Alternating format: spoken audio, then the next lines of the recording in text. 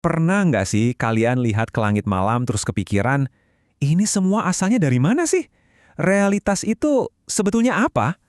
Nah, dalam bukunya yang mengubah cara pandang kita, The Grand Design, Stephen Hawking ngajak kita buat berhadapan langsung sama pertanyaan-pertanyaan fundamental ini. Oke, dari sekian banyak pertanyaan tadi, yuk kita kerucutkan ke satu pertanyaan besar. Apa sih hakikat realitas itu? Ini pertanyaan yang udah bikin para pemikir pusing dari dulu. Dan hari ini kita bakal coba lihat apa jawaban fisika modern soal ini. Ya, ini kan intuisi kita, kayaknya masuk akal banget kan kemarin. Ya udah terjadi cuma ada satu versi. Kalau kita lempar bola, ya bolanya lewat satu jalur aja. Inilah cara kita pakai common sense memahami waktu dan realitas. Nah, disinilah semuanya jadi aneh. Fisika modern, khususnya mekanika kuantum, tiba-tiba datang dan bilang kalau asumsi akal sehat kita itu salah total. Oke, pertama-tama kita samain persepsi dulu ya. Kita bahas dulu realitas versi akal sehat. Dunia yang kita kenal sehari-hari yang diatur sama hukum fisika klasik yang serba bisa ditebak. Jadi gini, di satu sisi kita punya dunia yang kita kenal. Bola biliar yang gerakannya bisa ditebak, planet-planet yang orbit dengan rapi. Tapi, di sisi lain, di dunia kuantum yang super kecil, semua aturan itu seakan-akan nggak berlaku. Partikel itu nggak punya satu sejarah yang pasti. Nah, pertanyaannya, gimana caranya dua realitas ini bisa sama-sama ada dan benar? Sekarang, kita bakal lihat momen di mana pandangan klasik tentang realitas ini hancur total. Semuanya gara-gara salah satu eksperimen paling terkenal dan paling aneh dalam sejarah sains. Oke, eksperimennya begini. Coba bayangin kita nembakin partikel-partikel super kecil, namanya buckyballs, bentuknya kayak bola sepak mini, ke arah sebuah penghalang yang punya dua celah. Di belakang penghalang itu ada layar buat nangkap jejak si buckyball ini mendarat di mana. Simpel kan kelihatannya?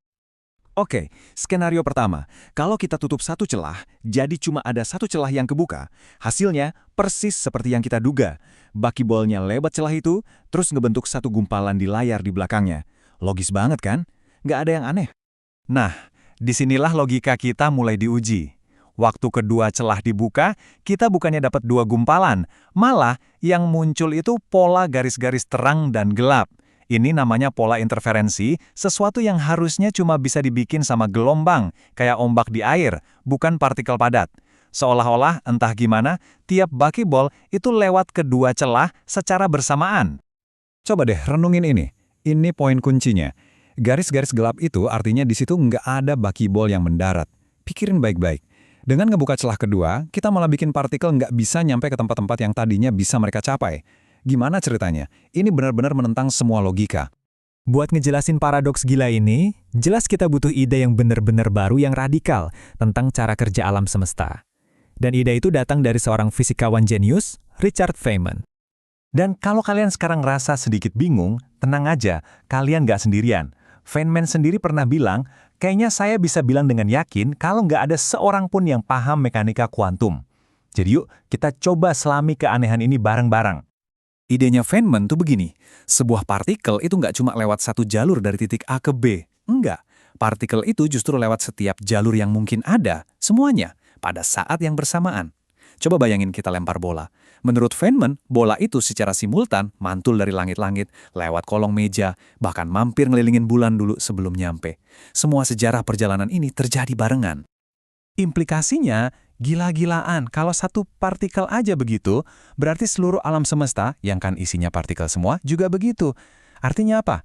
Alam semesta itu nggak punya satu masa lalu yang pasti. Alam semesta itu ada dalam superposisi dari semua kemungkinan sejarah.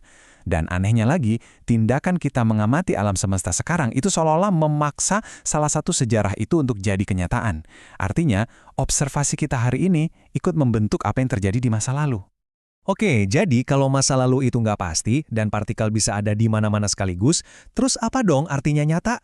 Nah, buat ngejawab ini, Hawking ngajak kita buat pakai sebuah analogi. Coba bayangin perspektif seekor ikan mas di dalam akuarium bundar. Bayangin ada ikan mas di dalam akuarium bundar. Dari sudut pandang si ikan, benda yang gerak lurus di luar akuarium bakal kelihatan bergerak di jalur yang melengkung. Tapi buat kita yang di luar, kita lihat benda itu gerak lurus-lurus aja. Nah, pertanyaannya sekarang, mana yang benar? Apakah pandangan si ikan mas itu salah dan pandangan kita yang nyata? Atau Jangan-jangan keduanya sama-sama deskripsi realitas yang valid, cuma dari sudut pandang yang berbeda. Jawabannya ada di konsep yang namanya realisme bergantung model. Idenya radikal banget. Nggak ada yang namanya realitas sejati yang berdiri sendiri. Yang ada cuma model-model yang kita ciptakan buat memahami dunia. Jadi pertanyaan yang tepat itu bukan apakah model ini nyata, tapi apakah model ini berfungsi, apakah model ini cocok dengan hasil pengamatan kita.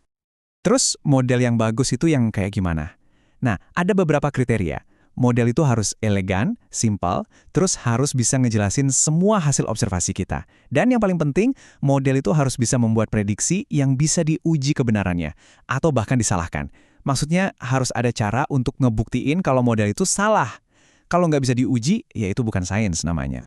Dan ini semua membawa kita ke pencarian terbesar dalam dunia fisika.